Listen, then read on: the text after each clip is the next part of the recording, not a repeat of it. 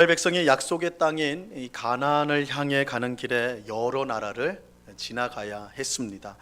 이때 하나님은 싸우지 말아야 될 나라와 또한 싸워서 차지해야 될 나라를 구분해 주셨습니다. 에돔과 암몬과 모압 땅, 이 모압과는 이 세 나라는 그들과는 싸우지 말고 그 땅을 지나가야 했습니다. 그 이유는 하나님께서 이스라엘에게 가나안 땅을 주시는 것처럼 그 세 개 민족에게도 하나님께서 그 땅을 각각 주셨기 때문입니다. 그래서 이스라엘에게 준 땅이 아니기 때문에 그 땅은 침범해서는 안 되는, 정복해서는 안 되는 땅, 그래서 그냥 지나가야 하는 땅이었어요. 하지만 싸워서 정복해야 될 나라도 있었습니다. 우리가 이제 지난 주일에 살펴본 헤스본 왕 시온이 다스리는 나라와 바산 왕 옥이 다스리는 나라, 여기는 이제 정복해야 될 나라입니다. 그래서 하나님께서 이스라엘 백성에게 그 땅에 들어서 싸워서 정복하여 차지하라고 말씀하시죠. 자, 그런데 오늘 우리가 읽은 본문을 우리가 이제 좀 살펴보기 전에 지난 주일 말씀과 관련해서 생각해 볼 문제가 하나가 있습니다. 하나님의 명령을 따라 이스라엘은 헤스본 왕 시온과 바산 왕 옥이 다스리는 땅을 정복했는데, 근데 이스라엘 정복이요 매우 잔인한 방식으로 이루어졌습니다. 그 전쟁이 굉장히 잔인한 방식으로 이루어졌어요. 지난 주일에 살펴본 2장 34절 말씀을 보시기 바랍니다. 2장 34절, 하나도 남기지 아니하고 진멸하였고, 이 전쟁이 일어나면 많은 사람들이 죽게 되는 거, 이 불행하지만 일반적인 일입니다. 전쟁이 일어나면 많은 사람들이 죽게 돼요. 하지만 이스라엘의 정복 전쟁은 일반적인 전쟁보다 훨씬 더 잔인했어요. 전투에 참여한 적의 군사는 물론이고 뿐만 아니라 전투에 참여하지 않은 여자들도 모두 죽임을 당하였습니다. 심지어 제대로 말도 못하는 유아까지도 모두 죽였습니다. 모두 죽였어요. 한 명 남김없이 모두 죽였어요. 그러니까 이스라엘의 이 정복 전쟁은 말 그대로 상대를 전멸시키는 전쟁이에요. 전멸. 하나도 남김없이, 사람은 어린아이부터 시작해서 노인에 이르기까지 한 명도 남김없이 적의 군사만 죽이는 것이 아니라, 전투에 참여한 군인만 죽이는 게 아니라 민간인들, 오늘 우리 식으로 하면 민간인들도 한 명 남김없이 어린아이까지도 다 죽이는, 전멸시키는 전쟁이었다는 거예요. 우리는 여기서 이제 큰 충격을 받게 되죠. 큰 충격을 받습니다. 우리가 이제 성경을 그냥 읽으면 그냥 지나쳐버리면 뭐 그렇구나, 전쟁에서 이겼구나 하고 지나가겠지만, 우리가 좀 생각을 해보면서 읽어보면 이게 너무 잔인한. 성경은 분명 하나님을 사랑의 하나님이라고 말씀하고 세상을 구원하기 원하시는 은혜와 자비의 하나님이라고 가르치는데, 어떻게 그런 하나님이 이와 같은 끔찍한 전쟁, 잔인한 전쟁을 하라고 할 수가 있는 걸까? 이스라엘 백성들은 하나님이 하라고 해서 지금 전쟁을 하는 것인데, 하나님이 어떻게 그렇게 명령하실 수가 있는가? 어떻게 그런 잔인한 전쟁을 하라고 하실 수가 있는가? 이런 의문이 들 수밖에 없는 것이죠. 하나님은 자기 백성 이스라엘에게만 사랑과 은혜와 자비가 가득하고, 그 외의 민족들, 이방인들은 죽든 말든 그 아무 상관없나, 다 어린아이조차도 다 죽여도 상관없이 하시는 그런 무자비하고 잔혹한 하나님인가? 그래서 많은 사람이 이 부분을 읽다가 큰 충격을 받았어요.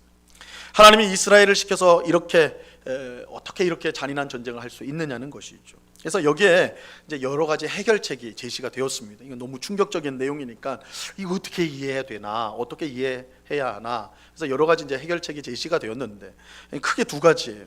첫째는 그냥 있는 그대로 받아들여야 된다는 거예요. 있는 그대로 받아들여야 된다. 그래서 하나님은 선택된 백성은 너무너무 사랑하시고 아끼고 자비롭지만, 그렇지 않은 이방인들에게는 그 이방인들을 아주 잔인하게 심판하신다는 거예요. 이것은 나만 구원받고 나만 옳다는 이런 잘못된 선민주의로 이끌게 되고 연결이 되고, 그래서 2차 대전 당시 우리가 잘 아는 유대인 600만 명을 학살하는 나치와 히틀러 같은 괴물들을 낳는 그런 일을 하게 되는 것이죠. 이런 잘못된 선민 의식에 빠져버리게 되면, 하나님은 나만 사랑해, 우리 민족만 사랑해, 그러면 다른 민족들이 어떻게 되든 그들을 죽이는 것조차도 아무 문제가 없는 것이죠. 이런 일들이 발생하게 된다는 거예요. 둘째는 구약 성경의 하나님과 신약 성경의 하나님을 분리시켜 버리는 거예요. 둘을 분리시켜 버리는 거예요. 그래서 구약 성경의 하나님은 이스라엘만 사랑하고 다른 민족은 모두 죽이는 악한 하나님이고, 악하다는 악한 하나님이고, 신약 성경의 하나님, 즉 예수 그리스도의 아버지이신 하나님은 사랑의 하나님. 그래서 온 세상 모든 사람들을 사랑하시는 선한 하나님이다. 구약의 악한 하나님과 신약 성경의 선한 하나님은 분리되어야 된다. 떨어뜨려야 된다. 같지 않다는 거예요. 그래서 우리는 예수 그리스도의 아버지 하나님만 믿어야 된다. 이렇게 해석을 하는 거예요. 그런데 이 해결책을 따르면 심판하시는 하나님이 나오는 성경의 모든 내용을 다 빼버려야 되거든요. 근데 문제는 구약에만 이런 내용이 나오느냐? 아니, 신약 성경에도 심판에 대한 내용이 많이 나오잖아요. 지옥에 대한 내용들이 신약 성경에 더 뚜렷하게 나타나잖아요. 영원히 불타는 곳에 던져지는, 이거 더 끔찍한 거 아니에요, 그죠? 그러니까 그게 다 악한 하나님이라고 한다면 그거 다 빼버려야 되는데, 그러면 우리 성경이 다 누더기가 될 수밖에 없겠죠. 남는 것이 없겠죠. 그래서 앞에서 이 말씀드린 이 두 가지 해결책은 모두 극단적인 것으로서 우리가 이제 받아들일 수 없어요. 이건 받아들일 수 있는 해결책이 아니에요. 자, 그렇다면 우리는 이 잔인한 전쟁을 어떻게 이해해야 할까요? 우리가 세 가지를 생각할 수가 있어야 됩니다. 세 가지를 생각하는 가운데 이 본문을 볼 때 그래도 바르게 이해할 수가 있습니다. 이 첫째는요, 하나님께서 이처럼 모든 사람을 전멸시키는 전쟁을 명령한 것은 일반적인 경우가 아니라 극히 예외적인 매우 특별한 경우라는 거예요. 그래서 이 정복전쟁이 하나님께서 명령하시는 전쟁, 싸움의 일반적인 규범적인 내용이 절대 아니라는 것입니다. 굉장히 예외적인 내용이라는 거예요. 가나안 정복 전쟁을 제외하고 여자와 유아까지 모두 죽이라고 명령하는 경우는 사실 성경에 없어요. 다 가나안 정복 전쟁과 연관된 전쟁에 한했을 뿐이지 그 외의 전쟁에는 이런 것을 명령한 법이 없습니다. 사실 하나님은 사람을 죽이는 자체, 다른 사람의 생명을 빼앗는 자체를 금지하세요. 우리가 십계명에 보면 하나님의 뜻이 분명하게 드러난 십계명에 보면 제 6계명이 살인하지 말라잖아요. 살인하지 말라. 그러니까 다른 사람의 생명을 빼앗는 건 결코 하나님의 뜻일 수 없습니다. 이렇게 보면 이 모든 사람을 다 죽이는 이 가나안 정복 전쟁은 굉장히 예외적이고 특별한 경우다라는 것을 우리가 먼저 생각을 해야 됩니다. 그리고 두 번째, 이게 이제 중요한데요. 가나안 정복 전쟁은 일반적인 전쟁이 아니라 하나님의 심판과 관련이 있다라는 거예요. 하나님의 심판과 관련된 전쟁이에요. 가나안 정복 전쟁은 두 가지 목적이 마치 동전의 양면처럼 딱 붙어 있습니다. 한 면은 이스라엘 백성을 향한 구원 사건이에요. 정복 전쟁은 구원 사건. 또 이면 반대면은 가나안 민족에 대한 하나님의 심판입니다. 그래서 이 구원과 심판이 딱 달라붙어 있는 사건이 이 가나안 정복 전쟁이라고요. 가나안 정복 전쟁은 하나님의 구원 역사이면서 동시에 죄에 대한 무서운 하나님의 심판입니다. 우리는 하나님께서 출애굽한 이스라엘 백성이 갈 곳이 없어서 가나안 땅을 주기로 하고 이를 위해서 가나안 땅에 원래 살고 있던 백성들을 쫓아낸 것으로 생각해서는 안 돼요. 하나님께서 가나안 땅에서 애굽에서 이스라엘 백성을 딱 건져냈단 말이에요. 근데 이 많은 사람들을 어디다 집어넣어야 되는데 뭐 도처에 없어요. 그러니까 저기 가나안 땅 좋은 곳이 있구나. 그래서 저기 다 싹 쓸어버리고 이스라엘 백성, 내 백성을 저기다가 살게 해야 되겠구나. 이렇게 하신 게 아니라는 거예요. 그렇게 하신 것이 아니에요. 사실 하나님은 가나안 땅을 오래전부터 살펴보고 계셨고 그 죄로 인해 심판을 준비하고 계셨습니다. 심판을 준비하고 계셨어요. 하나님께서 가나안 땅을 심판하기로 뜻하신 것은 이스라엘의 조상인 아브라함 때까지 거슬러 올라가요. 그러니까 무려 한 400~500년 전으로 올라가는 얘기라는 거예요.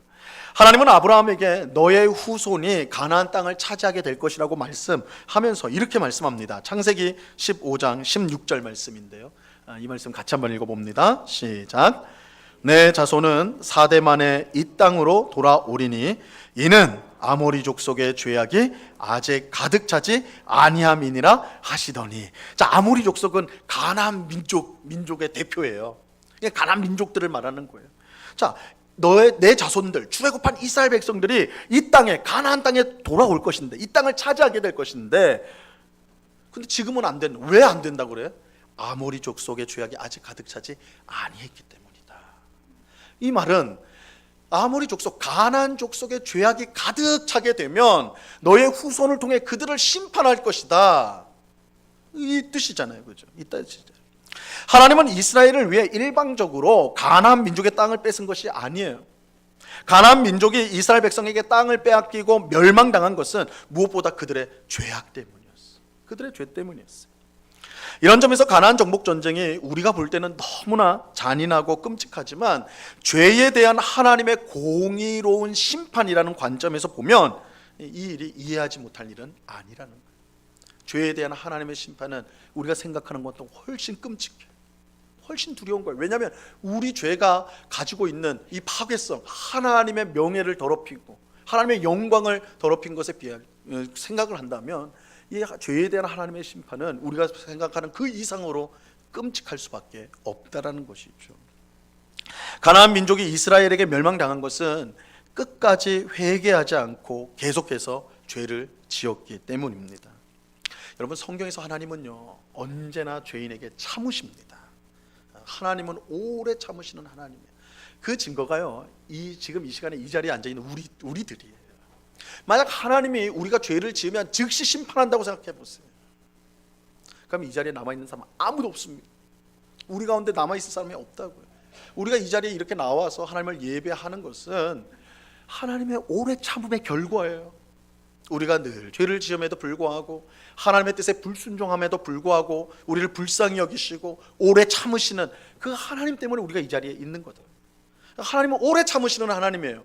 우리가 회개할 때까지 오래오래 참으세요. 그러나 하나님의 참으심의 때가 있어요. 무한정은 아니에요. 하나님이 정하신 때가 될 때까지 회개하지 않는다면 그 다음은 무서운 심판이 임하게 되는 거예요. 그래서 아모리 족속의 죄악이 가득 차지 않았다, 이 말은 내가 그들을 끝까지 참을 거야. 그런데 그 때가 되면, 정한 때가 되면 그때까지 회개하지 않고 계속 죄를 쌓으면 그들을 심판하게 될 거야. 누구를 통해서요? 이스라엘 백성들, 아브라함에게 내 자손들을 통해 그들을 심판하게 될 거야, 이렇게 말씀하는 거예요. 우리는 이스라엘의 이 잔인한 정복 전쟁을 보면서 죄에 대한 하나님의 심판이 얼마나 맹렬하고 무서운가, 그것을 볼 수가 있는 것입니다. 자, 셋째는 이스라엘 또한 가나안 민족처럼 죄를 계속 짓고 회개하지 않는다면 똑같은 잔인한 심판을 받게 된다는 것입니다. 이스라엘의 정복 전쟁은 하나님이 그들에게 주신 특권이 아니에요. 이스라엘 백성은 나쁜 짓 해도 괜찮고 가나안 민족은 죄를 졌으니까 심판받는다, 이게 아니라는 거예요. 이스라엘도 마찬가지로 가나안 민족처럼 끝까지 오래 참으시는 하나님의 한계를 넘어서 계속해서 회개하지 않고 죄를 지으면 그들과 똑같은 징계를 당하게 될, 심판을 받게 된다는 거예요. 자, 레위기 18장 27절에서 29절 보면 이 무서운 경고가 나와요. 너희가 전에 있던 그 땅 주민이 이 모든 가증한 일을 행하였고 그 땅도 더러워졌느니라. 너희도 더럽히면, 보세요, 너희도 더럽히면 그 땅이 너희가 있기 전 주민을 토함과 같이, 가나안 민족을 그 땅이 토해버린 것처럼 너희를 토할까 하노라. 너희도 마찬가지라는 거예요. 이 가증한 모든 일을 행하는 자는 그 백성 중에서 끊어지리라. 이스라엘도 마찬가지예요. 이스라엘도 마찬가지예요. 분명 하나님께서 명하신 이스라엘 정복 전쟁은요, 이 매우 잔인한 방식으로 진행되어서 우리에게 큰 충격을 주는 게 사실입니다. 정말 큰 충격을 줘요. 하지만 지금까지 설명한 것처럼 이 정복 전쟁이 극히 예외적인 경우였다라는 것과, 특히 무엇보다 죄에 대한 하나님의 심판이고 이스라엘 백성도 가나안 민족처럼 죄를 짓는다면 똑같이 당할 수밖에 없다는 사실, 우리가 그것을 안다면 이 잔인한 전쟁의, 이 정복 전쟁의 성격, 이 목적, 뜻을 우리가 이해할 수가 있는 것이죠. 그럴 때에 우리는 가나안 정복 전쟁이 그저 잔인하고 끔찍한 전쟁, 그로서 그치는 것이 아니라 이 속에서 하나님의 오래 참음을 보고 또 죄를 반드시 심판하시는 하나님의 공의를 우리는 그것을 확실하게 볼 수가, 깨달을 수가 있게 되는 것입니다. 그래서 이 신명기의 정복 전쟁 이야기, 특별히 여호수아에서도 막 정복 전쟁을 하는데 그 끔찍한 전쟁들, 그 성격이 뭐냐, 의미가 뭐냐, 이것들을 방금 드린 이 세 가지 내용들로 한번 생각하면서 보실 때 그 사건들을 우리가 어느 정도 이해할 수가 있는 것입니다. 자, 이제 오늘 읽은 본문으로 우리가 이제 다시 돌아와서 오늘 우리가 읽은 본문은 이스라엘 백성이 가나안 땅에 들어가기 전, 우리 지난 주일에 본 것처럼 헤스본 왕 시온과 바산 왕 옥을 물리치고 차지하게 된 땅과 관련된 내용입니다. 사실 이 땅은요, 지금 시온과 바산 왕 옥을 그 민족을 물리치고 차지하게 된 땅은 하나님이 원래 주시기로 한, 이스라엘 백성에게 주시기로 한 가나안 땅이 아닙니다. 지금 가나안 땅으로 가고 있는 중이잖아요. 그러니까 가나안 땅이 아니에요. 그러니까 가나안 땅이 아닌 곳을 지금 먼저 정복을 하게 된 것입니다. 그래서 제가 지난주에도 말씀드렸지만 이 전쟁은 가나안 정복 전쟁, 본격적인 가나안 정복 전쟁이 시작되기 전에 전초전의 성격을 갖고 있다, 이렇게 이제 제가 말씀을 드렸습니다. 어쨌든 이 땅이 가나안 땅이 아니다, 이게 이제 여러분 생각을 해야 돼요. 자, 하나님이 원래 주시기로 한 이 가나안 땅은요, 이 경계가 동쪽 경계가 요단강입니다. 요단강. 그래서 갈릴리 호수로부터 내려 쭉 이제 북에서 남으로 쭉 갈라오는데, 이 요단강을 기준으로 서쪽이 가나안 땅이고 동쪽은 가나안 땅 바깥이에요. 지금 그 요단강 동쪽으로 해가지고 이스라엘 백성이 올라가고 있는 겁니다. 그래서 이제 요단강을 넘어서 가나안 땅으로 들어가는 거예요. 그러니까 이 요단강을 경계로 생각한다면 지금 차지한 땅은 가나안 땅 바깥이에요. 국경 바깥 땅을 차지하게 된 겁니다. 근데 문제는 이거예요. 그 땅이 너무 좋은 땅이었어요. 차지하고 보니까, 정복하고 보니까 땅이 너무 좋아요. 뭐에 좋냐? 목축을 하기에 너무 좋은 거예요. 소나 양이나 이런 키우기에 너무 좋은 땅이에요. 아주 적절한 땅이에요. 근데 이스라엘의 12지파 가운데 루벤 지파와 갓 지파에게는 짐승이 많았어요. 그들이 목축이 전공이에요. 그러니까 짐승이 많은데 딱 이 땅을 보니까 이 땅만큼 좋은 땅이 없어요. 자기들이 가축을 키우기에, 기르기에 이 땅보다 기가 막힌 땅이 없는 거예요. 그들 생각에는 야, 이게 우리가 이제 좀 있으면 가나안 땅에 들어갈 텐데, 야, 우리가 가나안 땅에 들어가도 이보다 좋은 땅은 없을 거다. 우리에게 이 땅을, 이보다 좋은 땅은 없을 거라 생각될 정도로 그 땅이 목축하기엔 너무너무 좋은 땅이었어요. 그래서 루벤 지파와 갓 지파가 모세에게 가가지고 우리는 이 땅에 정착하겠습니다.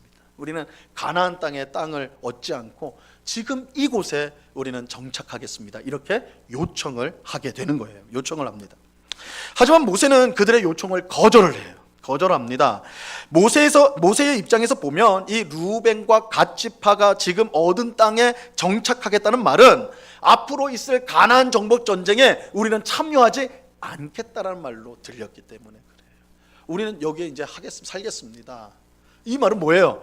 알아서 나머지 10개 지파는 너희 들어가서 알아서 뭐 가나안 땅을 차지하든 말든 우리는 이미 이 땅에서 우리 땅이 됐으니까 우린 여기 있겠습니다, 이렇게 들린다라는 것이죠. 모세한테 그렇게 들렸어요. 이스라엘 백성이 출애굽한 가장 중요한 목적은 가나안 땅 정복이에요. 이 일은 이스라엘 12지파가 한 마음으로 똘똘 뭉쳐서 같이 해야 될 가장 중요한 사명이었습니다. 근데 지금 루벤과 갓 지파가 가나안 땅에 들어가지 않고 지금 있는 이곳에 정착하겠다고 하니까 모세가 이걸 받아들일 수가 없는 거예요. 한 사람이라도 힘을 더 보태가지고 가나안 정복 전쟁을 이루어야 되는데 2개 지파가 우린 못 가겠습니다, 이렇게 해버리니까 이거 힘이 빠지는 거 아니에요. 그죠? 12지파가 지금 똘똘 뭉쳐서 가나안 정복을 향해 나가도 이거 시원찮을 판인데 2개 지파가 우린 여기가 좋사오니 여러분들 가십시오, 우린 여기 있겠습니다, 이렇게 해버리니까 모세로서는 이게 용납이 안 되는 거예요. 용납이 안 돼. 그래서 요청을 거절했어요. 안 돼, 이렇게 말했어요.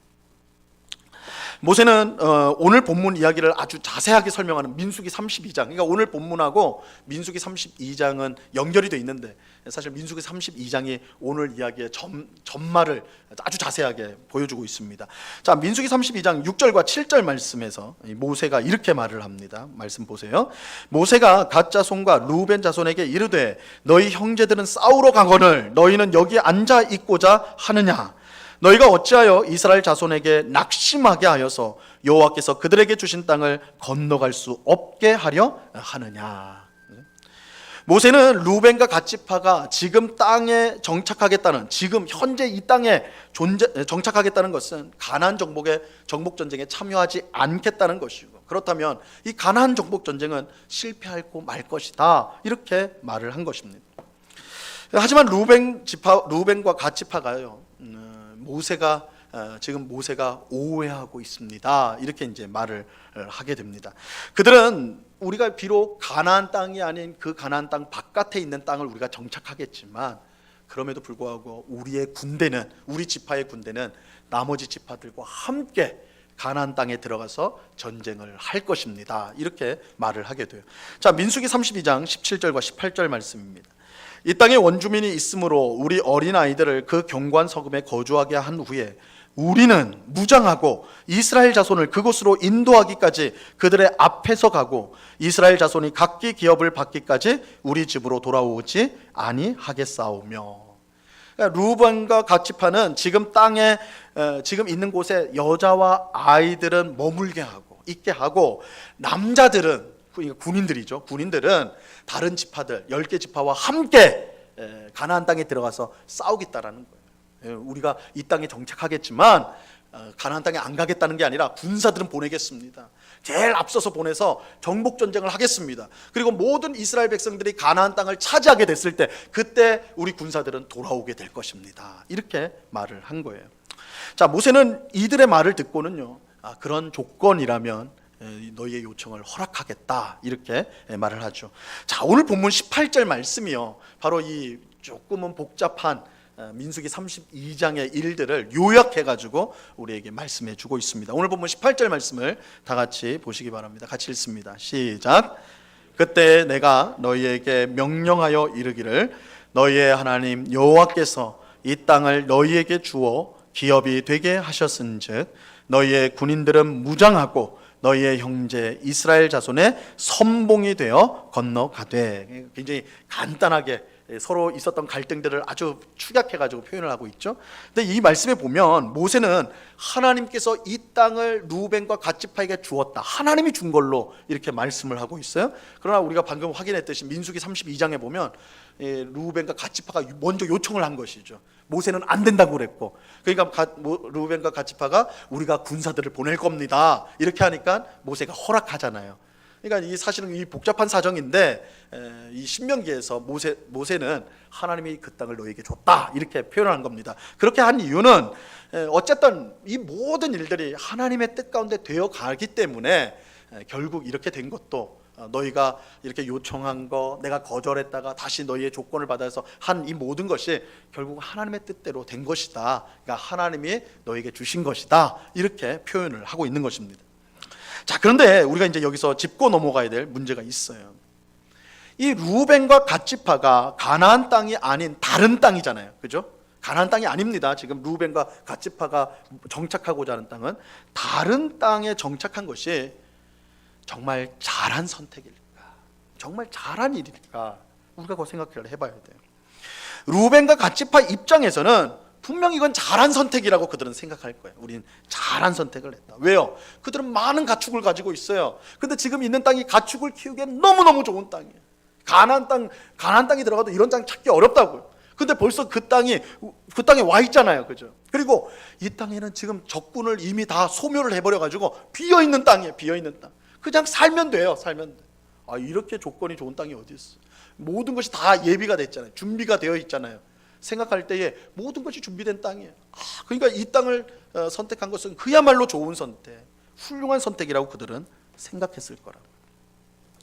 하지만 하나님을 믿는 우리 성도에게는요, 눈에 보이는 현실보다 더 중요한 것이 있어요. 눈에 보이는 현실보다 더 중요한 거, 어떤 일을 선택할 때 우리가 눈으로 보는 거, 우리가 생각하는 것보다 더 그 선택을 해야 될, 선택을 결정짓는 중요한 요소가 있다라는 거예요. 그것은 하나님의 뜻이에요. 하나님의 뜻이에요. 우리 눈에 아무리 좋아 보여도 그것이 하나님의 뜻이 아니라면 그 선택은 완전히 잘못된 선택일 수가 있는 것입니다.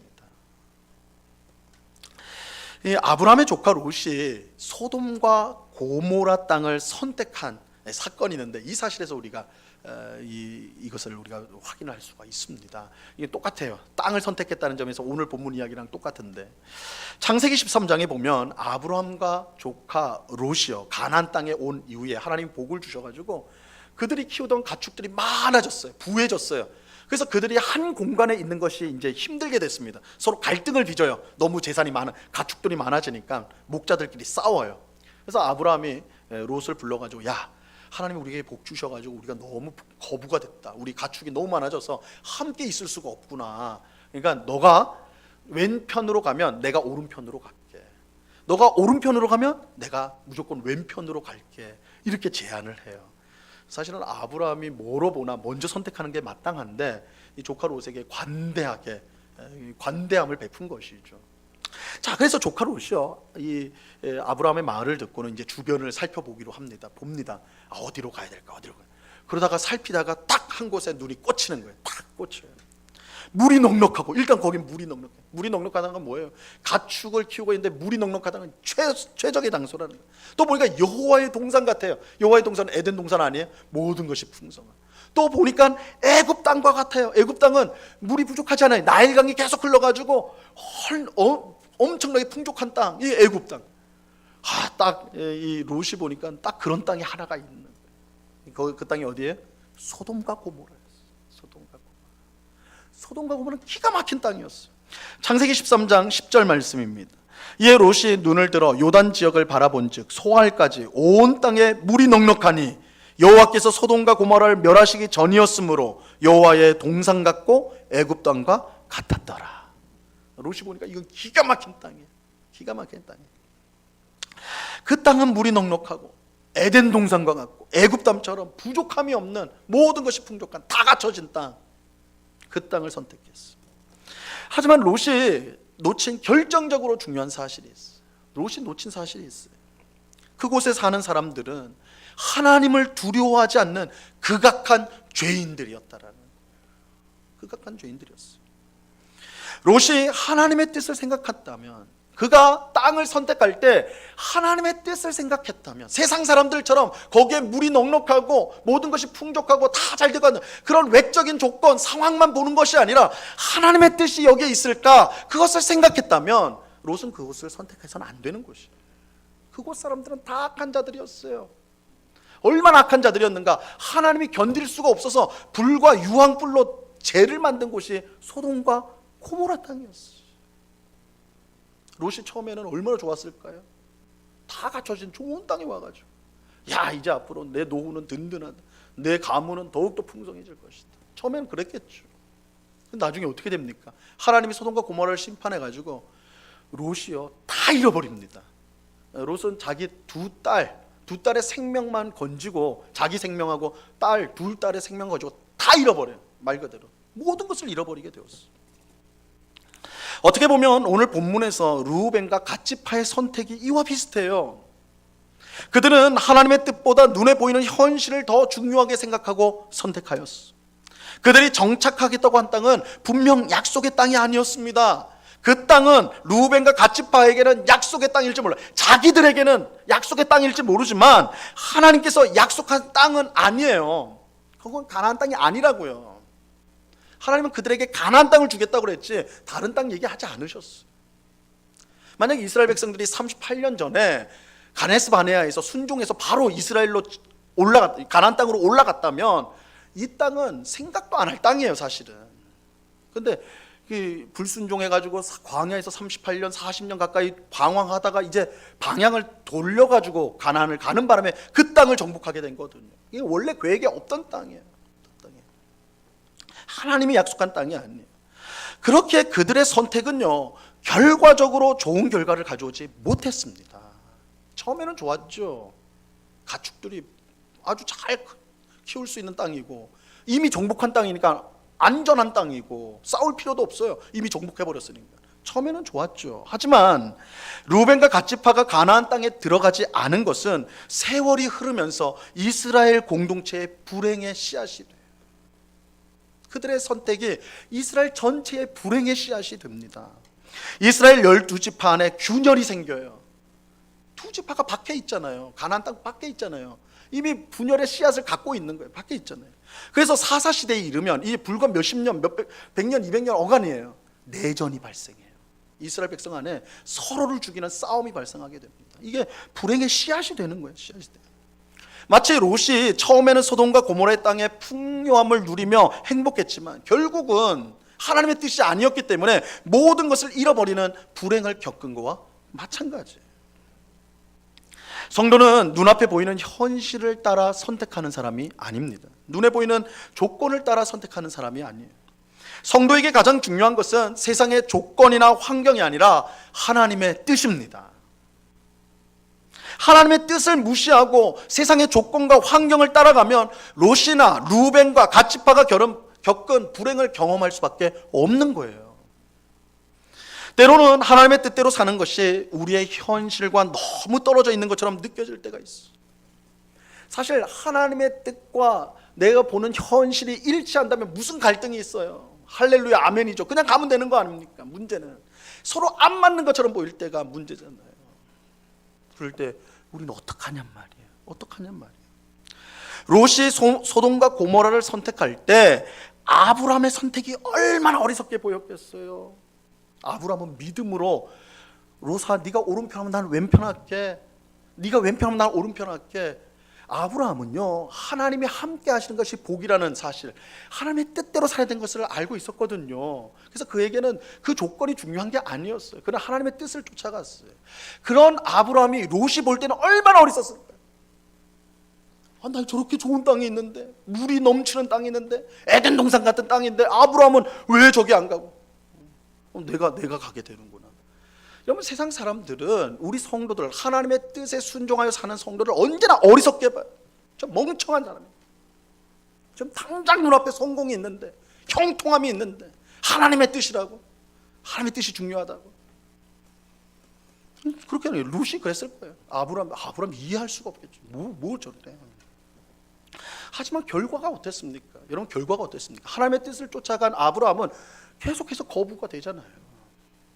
그러나 세상의 조건을 쫓아간 롯은 결국 다 잃어버리고 자기 생명, 두 딸의 생명만 건질 수 있을 수밖에 없었다. 그게 결말이에요, 결말. 여러분 우리의 선택은 어떻습니까? 여러분은 어떻게 선택을 하십니까?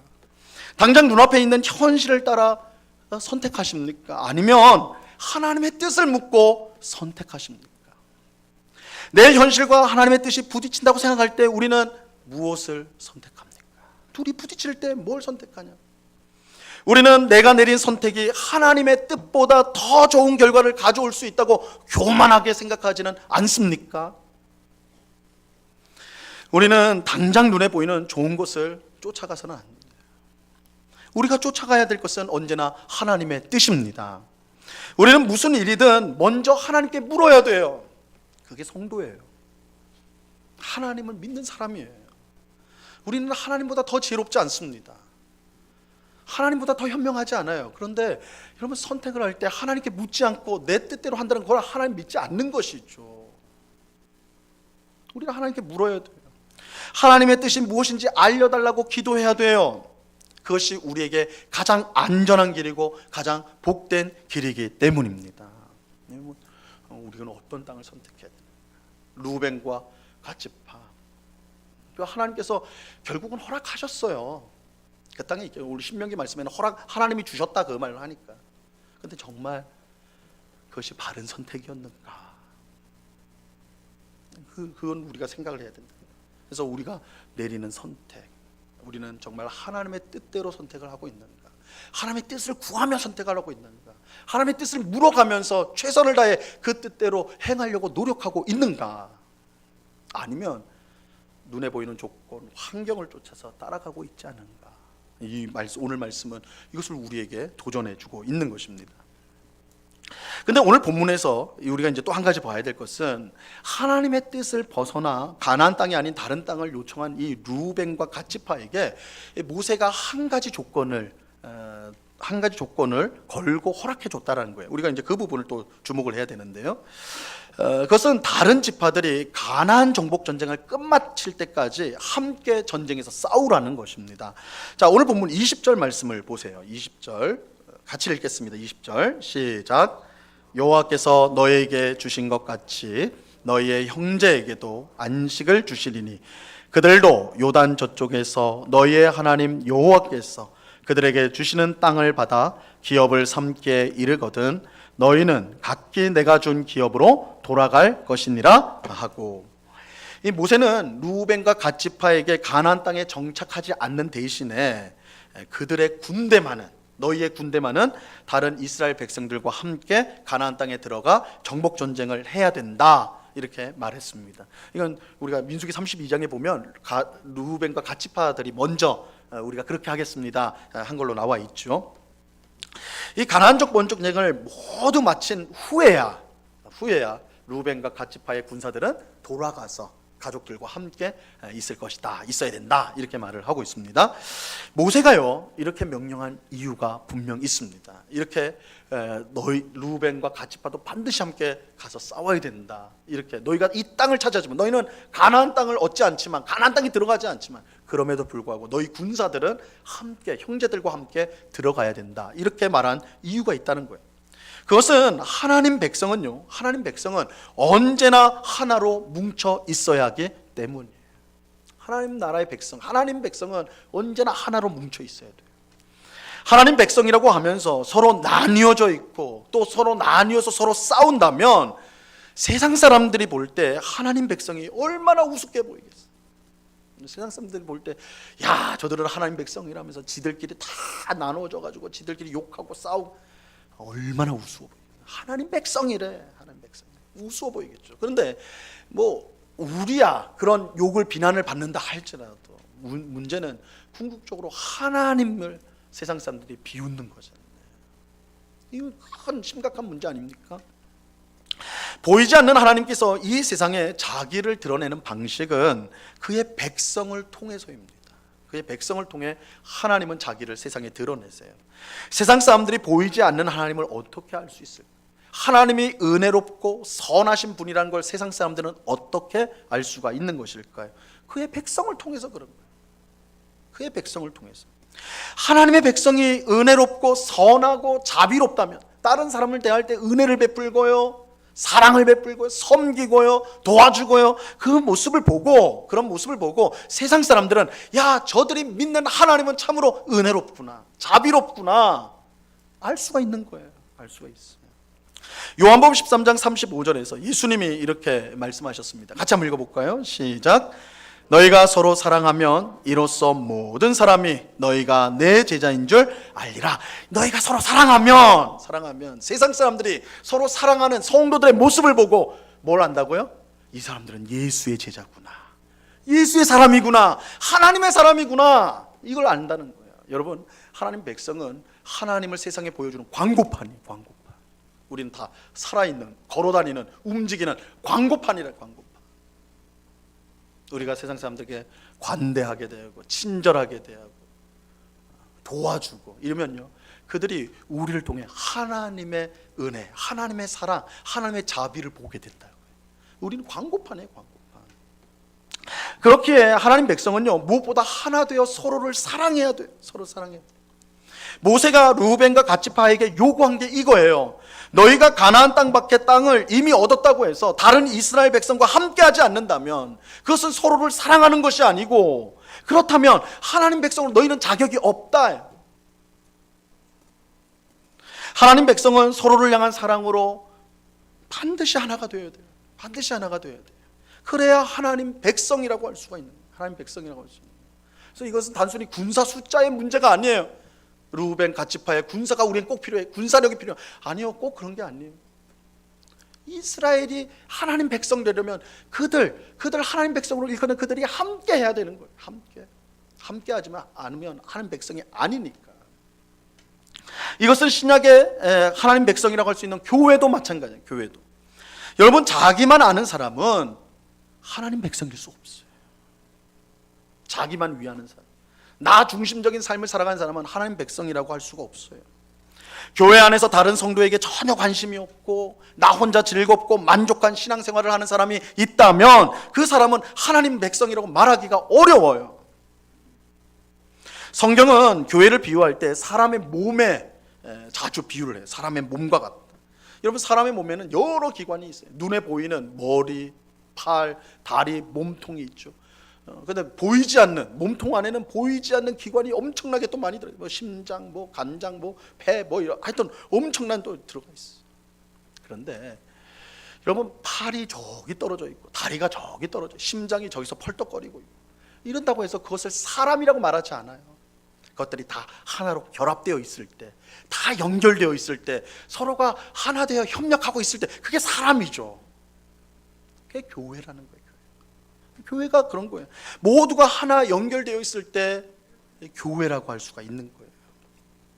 그러므로 우리는 나 자신에서 한 걸음 더 나아가서, 그러니까 내 자신에게만 머물러 있으면 안 된다고요. 우리는 한 걸음 더 나가야 돼. 용기를 가지고 한 걸음 더 나가서 다른 성도들을 섬기고 돌볼 수 있어야 합니다. 나만 은혜 받고 나만 만족하고 나만 즐거운 신앙생활하는 것은 잘못된 거예요. 모세는 오늘 본문에서 이미 땅을 얻은 루벤과 갓 지파에게 다른 지파들과 함께 가나안 정복 전쟁에 들어가, 가나안 땅에 들어가 싸우라고 명령을 해요. 하나님의 백성이 하나가 될 때 진정한 하나님의 백성이라고 할 수가 있기 때문에 그런 거예요. 오늘 예배하는 우리 모두가 나 혼자가 아닌 다른 성도를 돌보는, 다른 성도를 섬기는, 기꺼이 섬기는 그런 하나님의 백성, 참 하나님의 백성이 될 수 있기를 바랍니다. 나 돌보기도 힘든, 목사님 나 혼자 신앙도 이게 감당이 안 되는데 제가 누구를 돌봐요? 내 코도 석자인데. 그런데 그런 생각을 버려야 돼요. 여러분, 성령 하나님께서요 우리가 돌보고 섬겨야 할 성도를 알려주세요. 성령 하나님께서 우리 마음속에 저 성도를 위해 기도할 마음을 주세요. 저 성도의 손을 붙잡아줄, 저 성도를 따뜻하게 안아줄, 저 성도의 이야기를 귀 기울여 들을 수 있는 그런 마음을 우리에게 주신단 말이에요. 왜냐하면 성령은 교회를 하나 되게 하는 끈이 되기 때문에 그래요. 그러니까 우리가 그 성령님의 음성, 성령의 인도를 거부하면 안 돼요. 성령께서 우리 마음에 부담을 주신다. 저 성도를 위해서 기도해라. 저 성도 손 좀 붙잡아줘라. 뭐 큰 거 아니더라도 섬기고 돌보아는, 그렇게 할 때에 이 교회가 참 하나님의 교회가 되는 것이요, 우리 모두가 참 하나님의 백성이 되기 때문입니다. 그래서 우리는 하나 되길 힘쓰요. 여러분, 용기를 가지세요. 옆에 있는 성도를 도우셔야 돼요. 섬기셔야 돼요. 나는 뭐 가진 것도 없고 시간도 없고 뭐도 없고 나는 섬김을 받을지 몰라도 나는 뭘 있어야지 아니요. 여러분, 성령 하나님의 음성에 귀를 기울이십시오. 교회를 하나 되게 하시는 성령의 음성에 귀를 기울이십시오. 큰 거 아니에요. 누구를 위해서 기도하는 것은 큰 어려움이, 큰 뭔가 있어야 되는 것이 아니잖아요. 하나님이 여러분 기도 시간에 떠올리는 성도들이 있을 거예요. 저도 그래요. 새벽에 기도할 때 떠오르는 성도가 있어요. 성도를 위해서 기도하라는 것이죠. 도울 마음을 줘요. 전화하라는 마음을 줘요. 그럼 전화하면 되는 거예요. 하나 되게 하세요. 우리가 기꺼이 한 걸음 더 나가서, 나 자신에 머물러 있지 말고 한 걸음 나아가서 성도를 돌아보고 섬겨야 돼요. 하나님 백성은 하나이기 때문에 똘똘 뭉쳐야 되기 때문에. 그럴 때에 하나님 나라의 참 백성, 또 하나님의 교회라고 할 수가 있는 것입니다. 자, 또 우리는 눈에 보이는 현실보다 하나님의 뜻을 앞세워야 합니다. 하나님의 뜻에 순종하는 것이 가장 복된 결과를 가져온다는 거예요. 이런 사실을 오늘 말씀을 통해 꼭 기억하시고 매사에 하나님의 뜻을 먼저 구하는 우리 모두가 될 수 있기를 바랍니다. 물론 하나님의 뜻이요 다 명시적으로 막 문자, 카톡 보내듯이 너 이렇게 해라 이런 경우는 없습니다. 불분명할 때도 많을 거예요. 그런데 하나님의 뜻대로 구하고 기도하면서 선택한 것과 내가 눈에 보이는 것과 보이는 대로 내 경험, 내 지혜를 의지하여 한 선택은 하늘과 땅 차이입니다. 그래서 하나님의 뜻을 구하십시오. 하나님의 인도를 구하세요.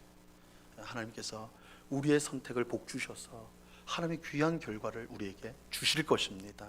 하나님의 뜻대로 선택하는 것이 우리에게 가장 복되고 안전한 길인 것을 분명히 믿으실 수 있기를 바랍니다.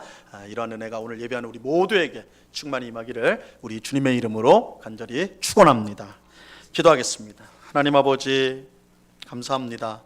우리가 매사에 무슨 일을 하든 하나님의 뜻대로 할 수 있도록 도와 주시옵소서. 우리는 어리석고 미련하여서 그저 눈에 보이는 조건들, 환경들을 쫓아서 세상 사람들처럼 자신의 지혜, 자신의 경험을 의지할 때가 많습니다. 그러나 주님, 우리에게는 가장 중요한 것이 하나님의 뜻인 줄 알고 매사에 하나님의 뜻이 무엇인지를 기도하며 겸손히 기다리며 또한 순종하는 저희가 되게 하여 주시옵소서. 또한 하나님 백성은 하나 되어야 됩니다. 뿔뿔이 흩어져서는 안 됩니다. 나만 잘해서는 안 됩니다. 서로를 도와야 됩니다. 협력해야 됩니다. 섬겨야 됩니다. 그럴 때 하나님께 영광을 돌리는 참 하나님의 백성, 참 교회가 될 수가 있습니다. 이 말씀을 우리 마음에 새기고 용기를 가지고 옆에 있는 성도들을 또한 우리의 이웃들을 섬기고 사랑하는 저희가 되게 하여 주시옵소서. 감사하며 예수님의 이름으로 기도드리옵나이다. 아멘.